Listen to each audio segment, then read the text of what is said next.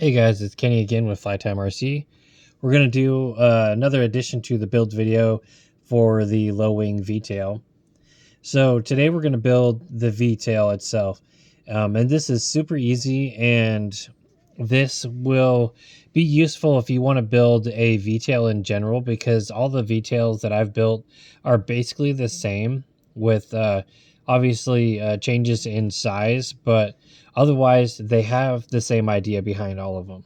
So we're going to start this video off by using the remaining part of a full sheet of foam board that we used in the first video to build the wing. So here we have the measurements for this specific vtail. This vtail you can use, I think, for a wing up to about, this is around 36 inches. So this would be about the largest I would go for this vtail. And you could also use this vtail with this same measurement on smaller planes. I've used similar sized vtail on planes that have as small as around 26-inch wing. So this vtail is pretty useful. So if you can see, I've written the measurements here in centimeters and inches. So for this plane specifically, each side of the vtail will be at the bottom around 5 inches, 5.5 inches, and 14 centimeters, and then at the tip around 4 inches and 10 centimeters. And the overall width for this to cut out will be 12 inches wide, or around 30.5 centimeters.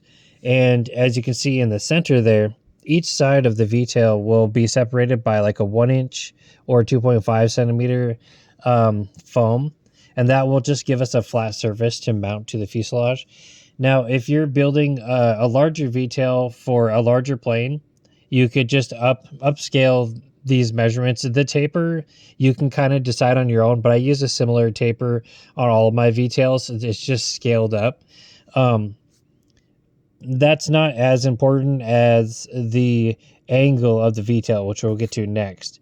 So after you've cut out the vtail, I like to crease along. I like to cut out or score about halfway through the foam on the top side, on either side of the 1 inch line. And then we'll also score for the elevators as well.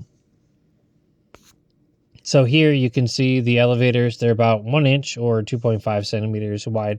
And again, this 1 inch elevator I use on a lot of my vtails, even on the larger one, because when you scale up the vtail itself and you make it longer, the elevator is longer as well. So you don't need a whole bunch of surface area, especially on these vtails and these kind of smaller, faster planes. You don't need a lot of surface area to get a lot of response from it.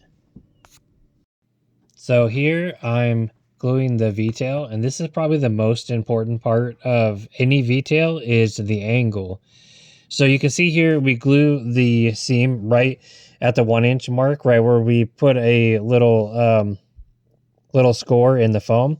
So I'm using a square right here with a 45-degree angle, and this is going to give us our total of a 90-degree angle on the vtail itself. This is super important. I've tried other angles up to like 120 with my very first vtail I built over a year ago, and the 90 degrees is just the best. It works great. It gives me great control. It works really well with the rudder. You actually have good rudder control at 90 degrees. Anything less, you really don't. You can go with a slightly little bit more, but then you have to worry about elevator control. This has been like perfect. The 90-degree angle is definitely the best. So we glue both sides of the vtail, and we just use a small amount of glue for this, and that's all it takes. It's usually really strong, especially with these smaller vtails. So as you can see here, the vtail is glued completely. We have the elevators cut out and taped just the same way as we did with the ailerons in the last video, and we have a great little strong vtail. You can see here the deflection on the elevator. I try to make it around 30-35 degrees or so.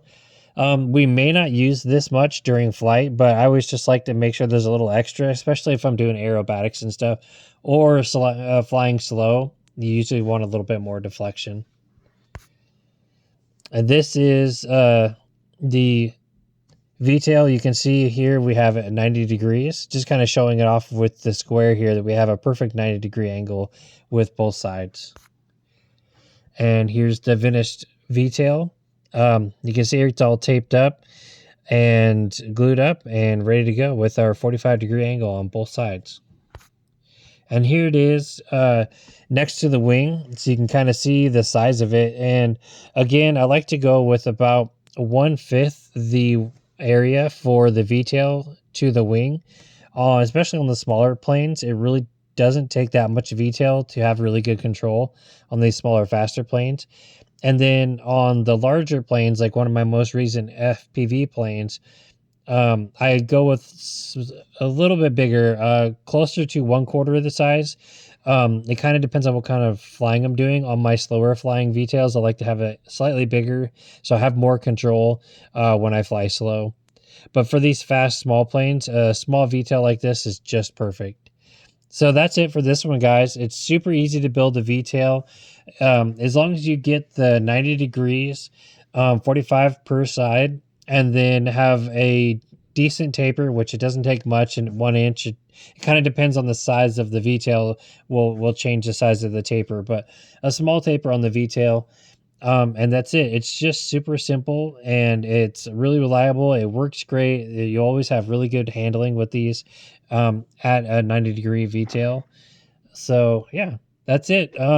Hopefully this one was helpful to you guys and educational, and hopefully help you guys build your own vtails in the future. Thanks for watching.